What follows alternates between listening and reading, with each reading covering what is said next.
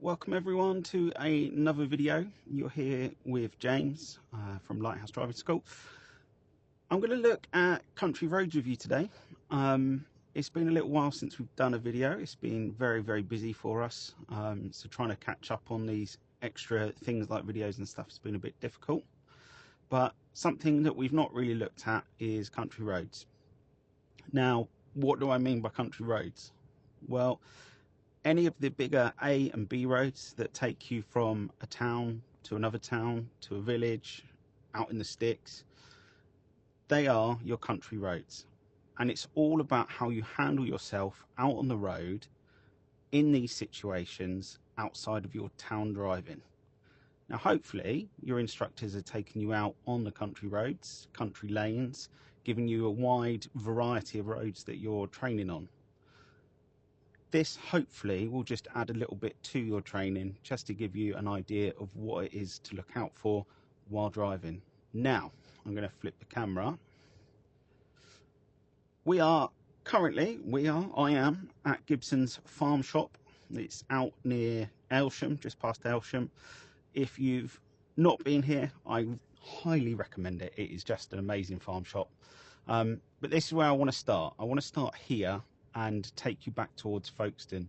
Now, I might not take you all the way into Folkestone. I may end the video and we'll just see what happens, okay? Are we ready? Let's set off on the journey. Okay, off we go. She's going to check around me, make sure it's okay. There's nothing behind me because I'm parked with grass behind me. I'm just going to make sure the car park is empty for me to leave. Like I say, I highly recommend you visit Gibson's. It's a great farm shop. For now though, we are leaving. I'm going to go find some country roads. Taking it nice and steady out the farm shop.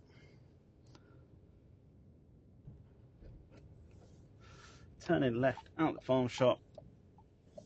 Now already you can see that the road itself doesn't really have a proper edge to it. Bit of gravel, bit of dirt. And that's the sort of thing you'll find out on a country road. They're not paved nicely, don't have lovely curbs to keep you in track of where you should be. So you do have to be mindful at the edge of the road on a country road, because you don't want to end up clipping a pothole, because there are many of them. Now, as we head out onto the main road here, you can see that this one, it's got solid white lines each edge of the road. That's going to help you, particularly at night time when you've got no street lamps. You can see there's no street lamps. Your headlights are shining. That white line will help keep you where you need to be on the road with a good position.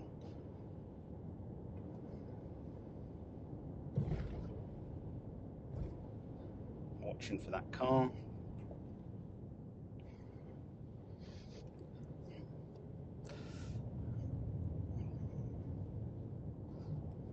It was too much for me to come to a stop to let her out. I was going too fast, but I did slow down and pulled out a little bit, and the cars opposite did pull over a little bit to make a bit more room as well.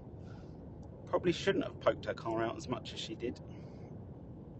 I get that it's probably hard to see, but I would definitely stop at the line. That would be my advice, and then gently peep and creep. Now, country roads, speed limit. What do we know the speed limit to be? Answers in the comments. I will tell you in a moment. Just give you a moment to write a comment. National speed limit on a single carriageway, 60 miles an hour. Now, we're not going to do 60 miles an hour. I'm currently at 43. It's a limit, not a target. I'm sure your instructor has told you that many times. And actually, you know, we can see there's a queue of traffic up ahead. We can only go as fast as the people in front of us.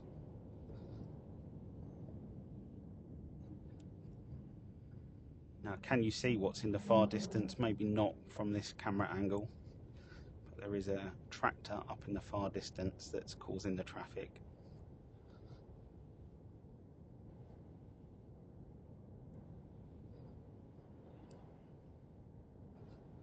It's an interesting thing with the speed and traffic and trying to gauge what's safe and what's correct and what's right. And you know, you might hear your mates say, "Oh, I failed for going too slowly or going too fast." At the end of the day, what is safe, right? What is safe? Now, yes, there are elements to your driving test that you might need to think of in terms of your speed and use of speed, correct use of speed. But ultimately, what we want you thinking about is what is safe for me to do. Now, we're traveling at 35 at the moment. Like I said, there's a tractor. You may have seen it while I was talking. So all we can do is keep a safe distance with the car in front. That's it. If it was an empty road, I would not be doing 30 mile an hour on a country road like this. Both sides of the roads are clearly marked, wide enough. I think you could easily do 45 plus on this road with slowing down for the bends, of course. It's then when it comes to roads that are not marked so well, gauge your speed wisely. Country lanes, for example, you know, a country lane when there's only room for one vehicle, you do not want to pelt around those at 60 miles an hour. 40 might even be too quick, you know, 20 to 30 on a country lane. Keep an eye on all the signs. It says there's a new road layout. There's an extra new junction going into Aylesham here. A newer side of the estate.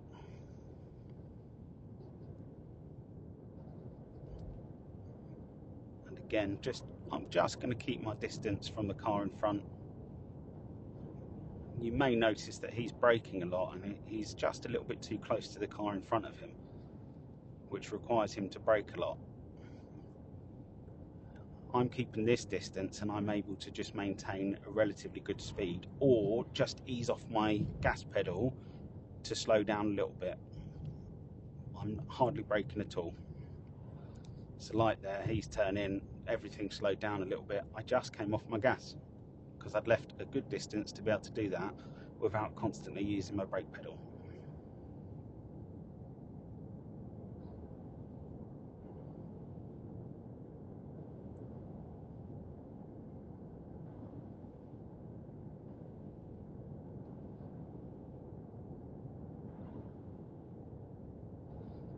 Can you see the tractor? Might still be hard on the camera, but it's got his flashing amber beacon, which he needs to have on the road. And all you can do is just be patient. That's all you can do.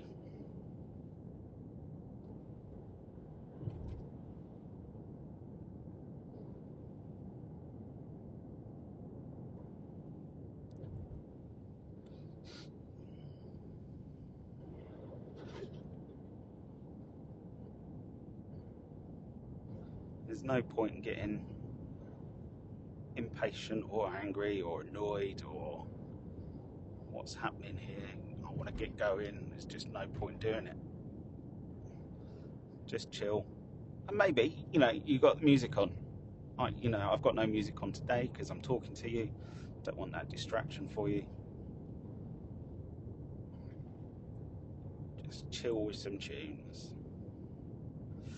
The other thing as well, you know, as you're going around bends like this, try and look over the bend, you know, through the fields. What can I see coming towards me? Look through hedges, looking as far as you can. The widest field of vision that you can possibly do.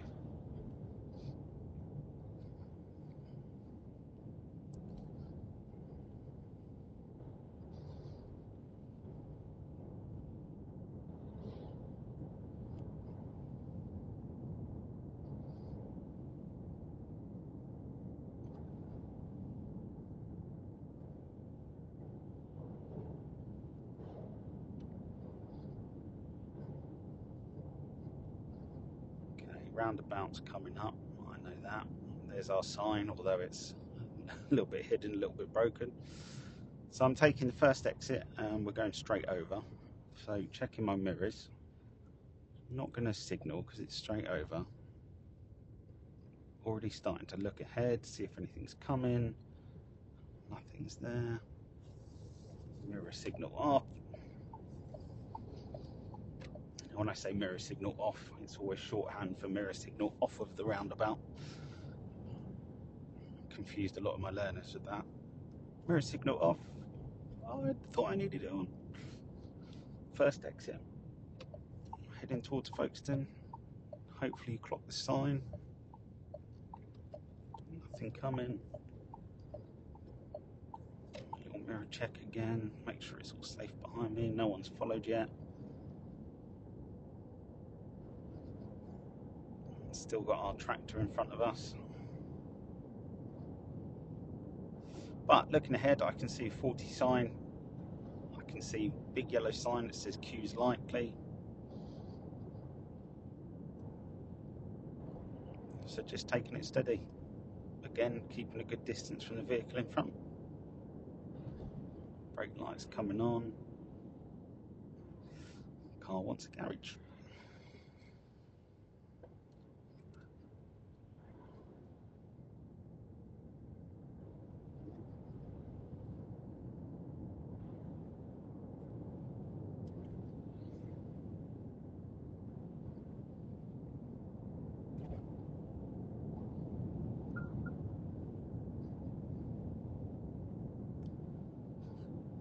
Keeping it nice and steady as we go. Still a 40. Can still see the tractor ahead of us. So again, there's no point rushing. New speed limit coming.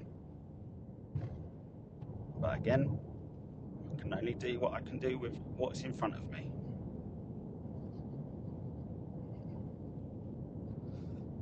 I tell you what is nice, doing these kind of country drives like this, going out and about. Love driving through all the trees. Whether it's this time of year in summer or even autumn when it's all going brown and orange, the reds. Nothing better than driving. There really isn't.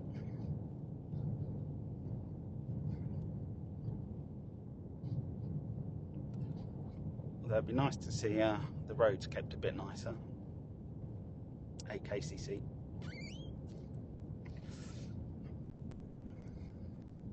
In front of again, just checking my mirrors as I slow down. Now it's our turn to be behind the tractor. So I'm going to keep an even bigger distance behind this vehicle, and I'd like you to tell me why. In the comments, let me know why I'm keeping a bigger distance from the tractor than I did the other cars.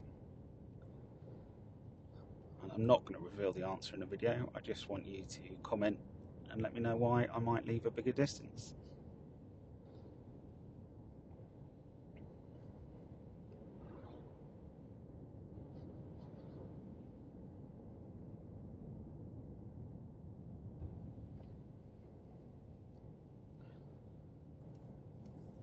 And this is the sort of thing that planning your journey is really important for. So, you know, the unexpected, being stuck behind a tractor for a long time, that's going to increase the time of your journey.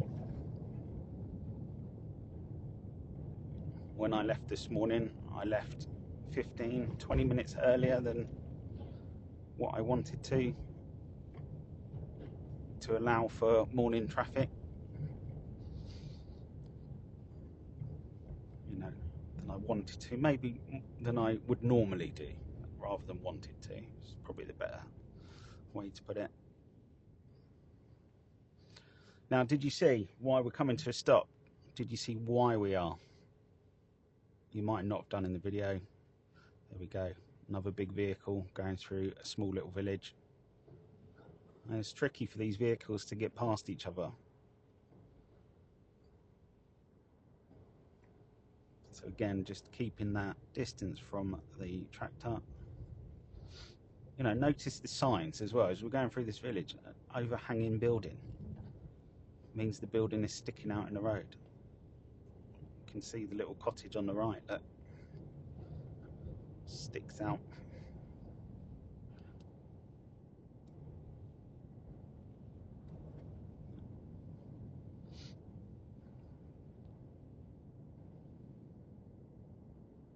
Classic little English village, Love Denton.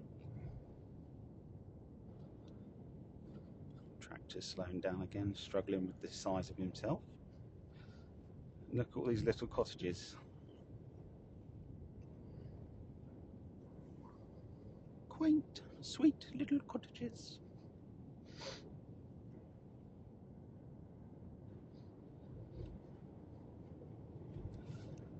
I'd say woohoo, we're going international now, but you know, tractor.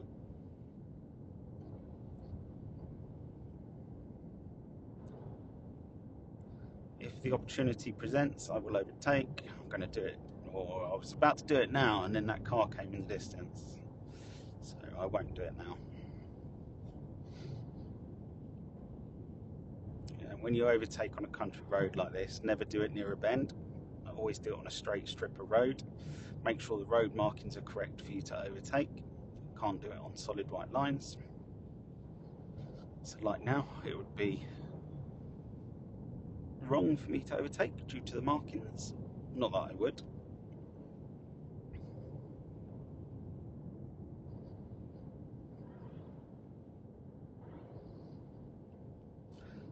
And I'm just going to keep an eye on the road ahead, looking through the gaps between the tractor, looking to my right slightly. Still can't overtake.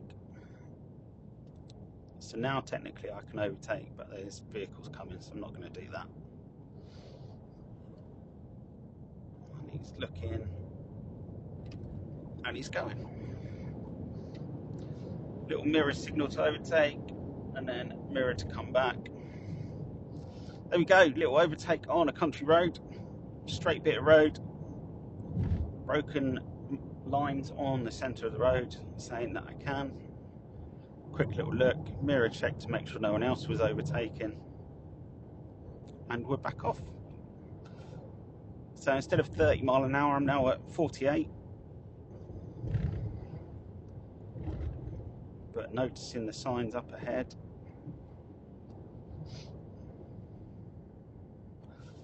Yellow backing on the signs. Why are there yellow backings on a lot of signs? Do you know this? When I teach my pupils, it often shocks them.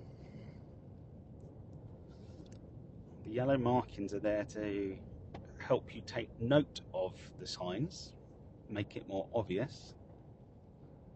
But that's because there's been a fatality on the road, serious collision on the road, or several, that makes them then think, actually, we need to highlight this area. And an S-bend like that in particular, people do take them too fast and end up off the road.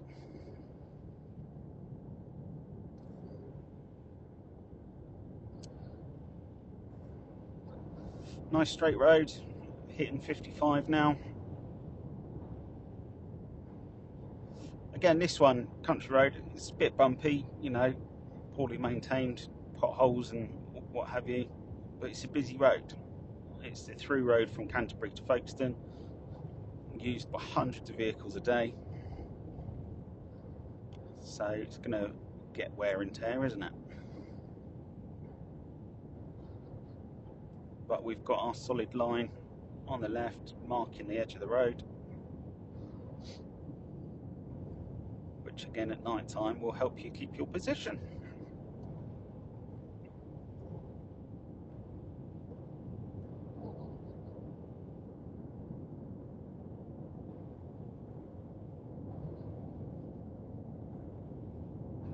So I've reduced my speed a little bit now, about 48 miles an hour, just because of the junctions and the garden centre. I don't want to be tearing through there at 60 and then have to try and slam my brakes on if something were to happen. So by reducing my speed a little bit, I'm just giving myself a little bit more time to react should I need to. And it's that preparation and that planning and that forward thinking that is absolutely vital to safe and defensive driving. Even now, looking far distance in the ahead and just, you know, actually, what can I see?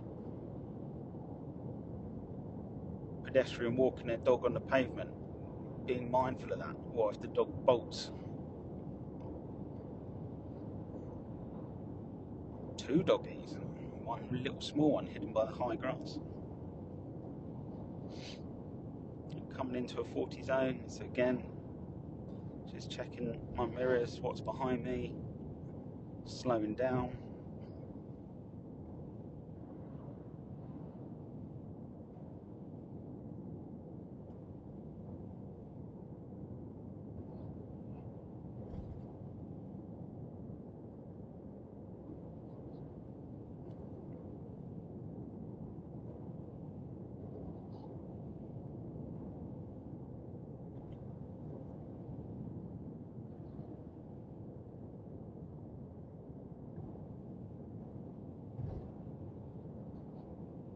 And as it becomes a little bit busier, entering in towards more residential areas, it's just keeping a sharper eye on everything that's happening.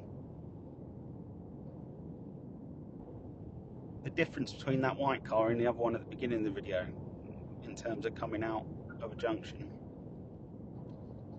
he positioned much more nicely, and I don't know if you saw in the video, but he was leaning right into his steering wheel to have a look. It's really good.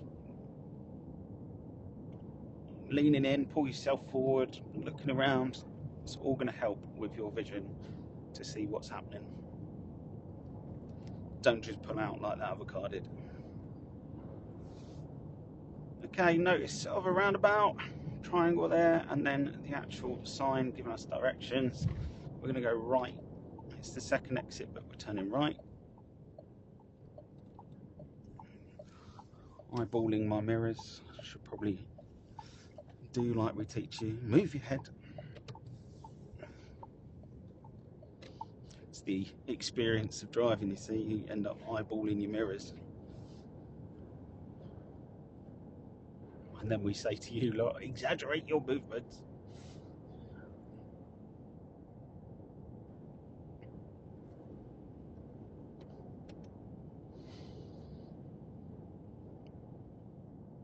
So keeping it nice, 38. Again, slowing down for the roundabout. Mirror check. Got cars behind me now. I've got a car coming round, so going to slow down. Nothing else though. Straight over, keeping to the left. Mirror signal now to come off.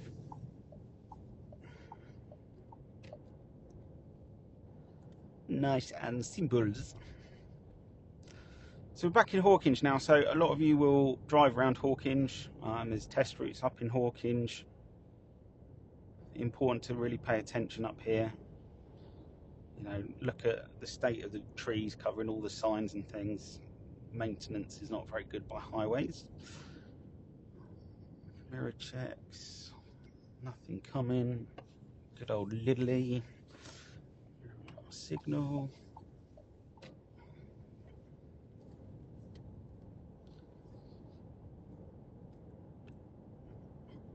And then back into a national.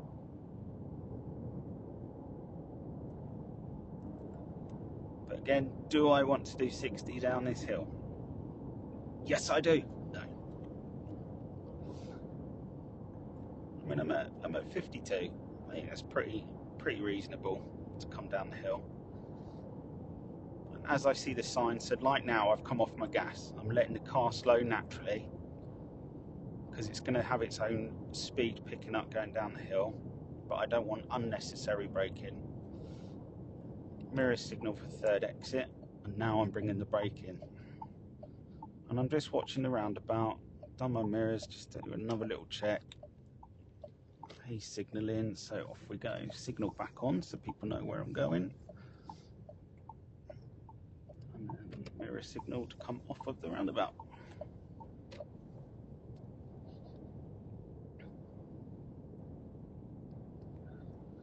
Okay, we're going to go left here. So mirror signal. I'm going to take you on the dual carriageway to head back into Folkestone.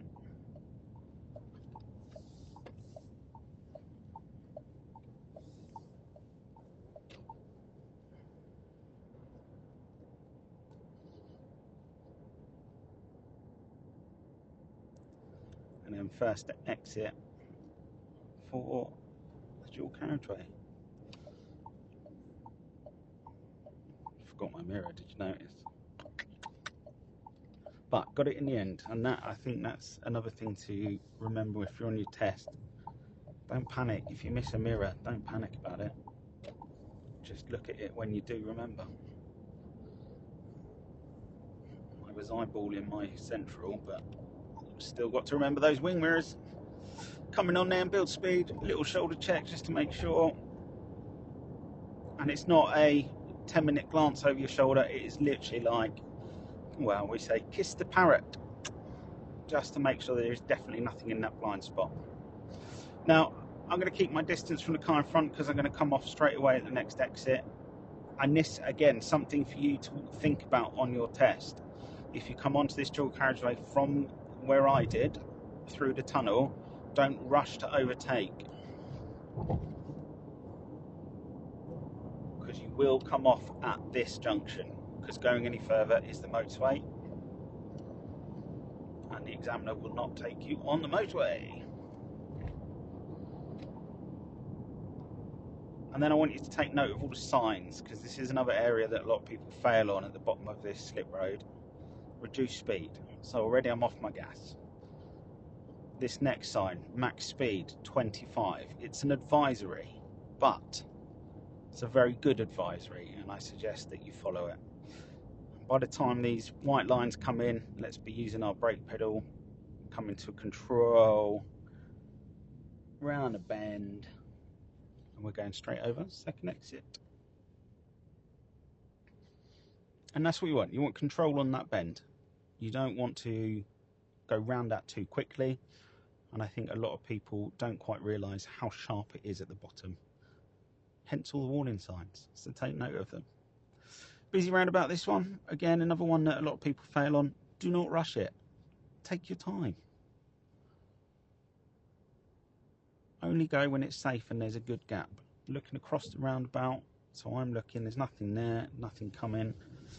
So I'm going to go, yeah, you wait there, because I am doing the second exit.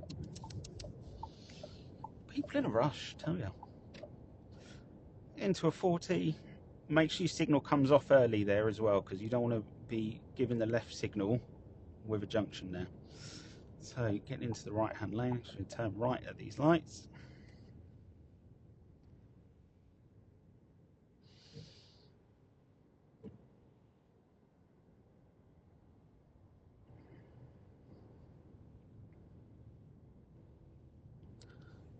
I'm still going to go. That was amber as I went over the line, because I'd started making my journey.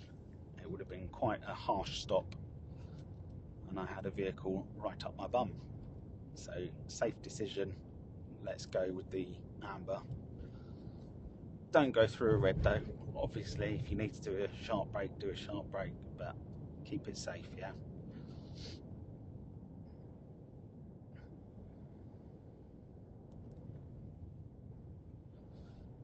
So know now that we are in a 30 residential area, street lamps.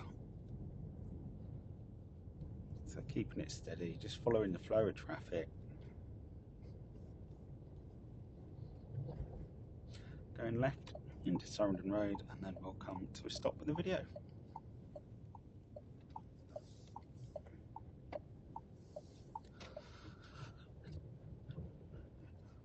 So pulling in, mirror signal.